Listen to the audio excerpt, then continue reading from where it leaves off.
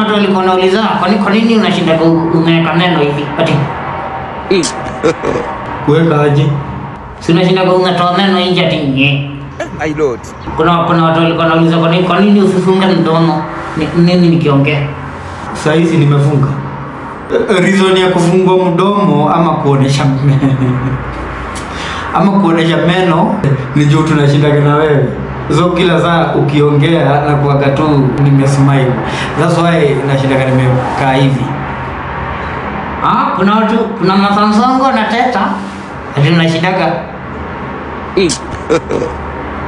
Hizo zenye umekaa.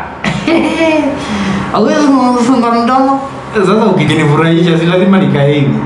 Sasa siongee kawaida sasa. Okay sawa. Sijui kama ninaweza funga mdomo. Ongea tu kawaida.